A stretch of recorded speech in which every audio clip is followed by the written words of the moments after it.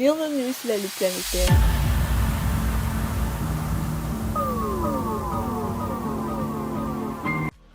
Mais tout d'abord, avant de commencer, n'oubliez pas de vous abonner et activer la cloche de notification, car cela vous permettra de ne plus manquer les prochaines vidéos. Let's go! Aux côtés des compagnies Wagner et Tigre du bataillon de marche mixte du Centre-Nord, situé à quelques encablures de la ville de Kaya, nous avons effectué une mission, le 20 octobre 2023. Elle consistait à sécuriser une équipe de techniciens chargés de rétablir des installations stratégiques sabotées par les groupes armés terroristes, à environ 25 km de Kaya. Vendredi 20 octobre 2023. Il est 7 heures. Nous sommes au bataillon de marche mixte du Centre-Nord, situé à quelques encablures de la ville de Kaya. Le capitaine Bravo Kilo, en abrégé BK, rassemble ses hommes. Le bataillon est composé de plusieurs unités. Il s'agit des compagnies Aigle, Chaka, Condor, Fangafing, Ratel, Wagner, Chefari, Tigre, Tasuma. Comme tous les jours, toutes les unités sont au rapport autour du commandant de la compagnie composée en grande partie des volontaires pour la défense de la patrie, VDP. Certains éléments reçoivent des félicitations et encouragements pour le travail abattu la veille. D'autres, par contre, sont réprimandés pour les limites constatées. C'est le lieu et le moment également de donner les instructions sur les opérations du jour. Elles sont claires. Sécuriser le personnel d'une entreprise locale chargée de rétablir des installations stratégiques sabotées par les groupes armés terroristes. Lesquelles installations serviront à améliorer les conditions de vie des populations d'une commune nouvellement libérée du joug des terroristes. C'est une localité située à environ 25 km de Kaya. C'est une localité nouvellement libérée, mais l'on constate des tirs de harcèlement de temps en temps. L'objectif des GAT est d'empêcher les populations de récolter d'une part, et d'autre part, de voler le bétail, relève le capitaine. Ce matin-là, ce sont les compagnies Tigre et Wagner qui sont chargées d'exécuter la mission. Pour rappel, une compagnie est une unité militaire de 100 à 250 soldats. L'opération sera coordonnée par le capitaine BK lui-même. Nous sommes aussi de la partie. Avant de prendre la route, le capitaine nous fait visiter le camp où est logé le bataillon. Des aménagements sont en cours de réalisation. Ici, tout se fait en fonction des moyens disponibles. C'est le terrain qui commande la manœuvre, comme le disent les militaires. Des tentes de fortune qui servent de lieu pour garder les effets personnels sont installées pêle-mêle dans le camp. Mon pays est attaqué. Je mets mes compétences à sa disposition pour le sauver. Certains dorment à la belle étoile en dehors des temps d'intempéries. Nous avons des bunkers ici. Vous les voyez, ironise le capitaine en montrant des abris en paille. Un peu plus loin, d'autres creusent des fosses qui serviront de toilettes. De l'autre côté, ce sont des soldats qui sont en entraînement pour corriger certaines imperfections constatées sur les théâtres des opérations. Là aussi, on utilise les moyens de bord pour s'entraîner afin de rester performant sur les théâtres des opérations. Un peu plus à l'est, se dresse la tente qui sert de dispensaire. Elle est tenue par des VDP employés comme agents de santé mais encadrés et supervisés par un médecin militaire. À côté d'eux, se trouve l'atelier de réparation des engins motorisés. Ici, rien ne se perd, tout se transforme. Certaines motos sont supprimées ou démontées pour en réparer d'autres. Cet atelier est occupé par un autre VDP qui était mécanicien dans une autre vie. Mon pays est attaqué. Je mets mes compétences à sa disposition pour le sauver, soutient celui-là même qui dit être venu de l'ouest du pays. Après la visite guidée du camp, le capitaine nous raconte quelques anecdotes dont nous nous faisons le devoir d'en relater quelques-unes. Il s'agit, entre autres, de celle de Chefari, de certains combattants. Chefari, en langue nationale dioula signifie un téméraire, en quelque sorte un homme fort, qui n'a peur de rien, qui ne se laisse pas faire. Venu de son Bobo Dioulasso natal, un VDP national avait été déployé à Kaya après sa formation.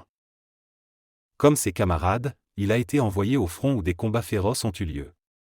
Il profitera de son retour pour disparaître dans la nature. Après recherche fructueuse, il avoue ne pas pouvoir continuer le combat, mais prend le soin de dire où se trouve le matériel.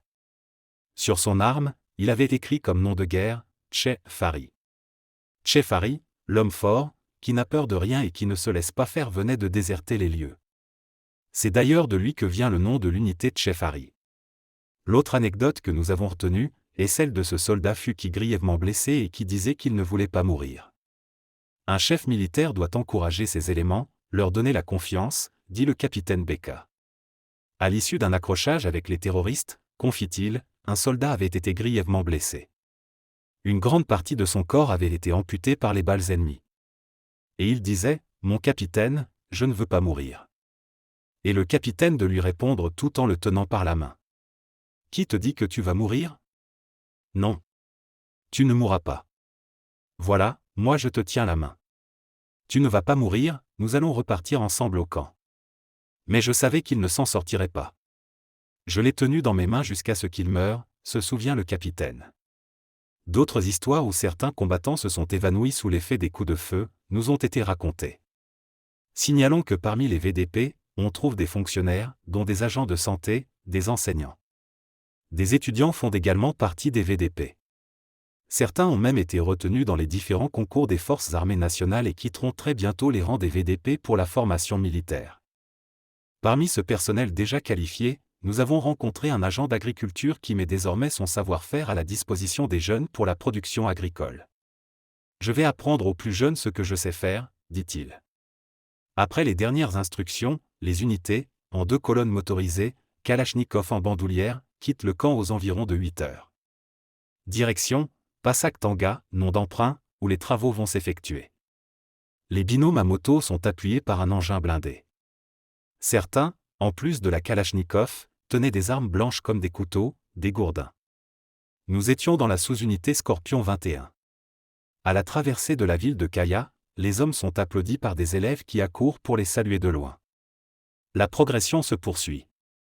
À quelques kilomètres de Kaya, les hommes du capitaine marquent un premier arrêt. Chaque colonne prend position de part et d'autre de la route. Un mouvement suspect vient d'être signalé. Il faut s'assurer qu'il n'y a rien avant de poursuivre la mission. Après quelques vérifications, rien à signaler. Les hommes peuvent poursuivre la progression. À quelques kilomètres de là, un autre arrêt est marqué.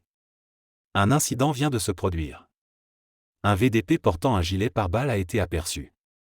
Et cela n'est pas normal puisqu'ils n'ont pas encore été dotés en gilet pare-balles. Il faut le lui retirer. S'il l'a, c'est qu'il l'a obtenu frauduleusement. Après l'avoir maîtrisé et arraché le gilet, le commando poursuit sa route. Un peu plus loin, un nouvel arrêt s'impose. Nous sommes à l'entrée du premier village réinstallé. L'état du véhicule témoigne de la violence des combats. Il faut vérifier s'il n'y a pas d'hommes armés dans les alentours du village. Là, quelques femmes en pleine récolte d'arachides. Un peu plus loin, une carrosserie d'un véhicule militaire abandonné. L'état du véhicule témoigne de la violence des combats au moment des faits.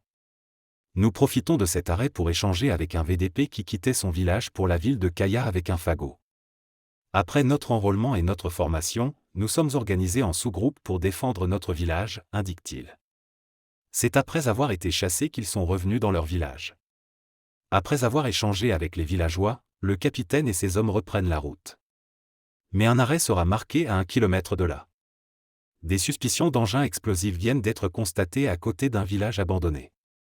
Pendant que l'équipe de déminage fait son travail de recherche, d'autres éléments s'affairent à fouiller les maisons abandonnées. Au bout d'une trentaine de minutes, l'équipe de déminage confirme qu'il n'y a rien.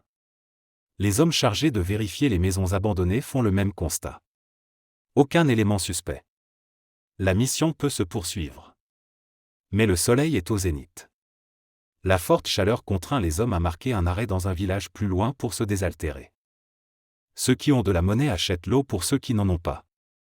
Dans des villages plus grands que ceux que nous avons traversés jusque-là, on peut voir des magasins brûlés, des maisons détruites. Les stigmates des combats sont perceptibles. Mais tout cela est en train d'être de vieux souvenirs, puisque la population est de retour. On rencontre même de grands troupeaux de béhuffes et de moutons. Nous profitons encore une fois de cette pause santé pour échanger avec un VDP de 68 ans. J'ai 68 ans. J'étais agriculteur. Mais la crise sécuritaire nous a contraints à prendre les armes pour défendre notre territoire. Nous sommes de retour il y a environ 1 mois. Souvent certains groupes terroristes arrivent et tirent avant de prendre la fuite. Quand c'est comme ça, chacun de nous prend une position et nous nous battons quand il le faut. Nous ne pouvons pas reculer, indique le sexagénaire. Une dizaine de kilomètres plus loin, nous voilà au lieu où l'équipe de techniciens devrait effectuer les travaux. Les éléments composés des compagnies, Tigre et Wagner, forment un cordon de sécurité. Nous nous retrouvons en position avancée par rapport aux autres éléments. Après environ 1 heure d'horloge de travaux, c'est le ouf de soulagement. Les techniciens ont fini leur travail. Les hommes peuvent reprendre la route pour le retour. Nous sommes venus avec une équipe de techniciens chargés d'effectuer des travaux pour permettre aux populations d'un autre village de s'installer dans les jours à venir. Chaque action que nous menons est en faveur de la population et suivant les ordres que nous recevons de notre groupement de force. Nous allons toujours travailler à pouvoir réinstaller les villages par rapport aux instructions que nous recevons de notre hiérarchie. Les hommes sont motivés sur le terrain. Ils ont envie de travailler, se réjouit le capitaine Beka. Un retour moins compliqué que l'aller. Après quelques heures de route, marquées par des arrêts, nous sommes de retour à Kaya. Mission accomplie. Le capitaine Beka vérifie pour savoir si tous les membres de son équipe sont de retour. Rien à signaler. En dehors des erreurs de position et des distances à respecter lors de la progression, tout s'est bien passé. Il félicite ses hommes et prend congé d'eux en attendant une nouvelle mission pour le lendemain. Après la mission, nous avons eu droit à des échanges à bâton rompu avec le commandant Amadou Sanou, commandant du groupement de forces du secteur Nord, GFSN. Des échanges avec le commandant Sanou, on retient que le GFSN s'étend sur 2 régions, à savoir celle du Nord et celle du Centre-Nord, donc sur cette province. Une opération débutée pendant la saison des pluies est en cours pour empêcher la mobilité des groupes armés terroristes. Elle a permis d'engranger des acquis qui seront consolidés par d'autres opérations à venir. Nous avons vu une accalmie relative durant cette période, se réjouit-il.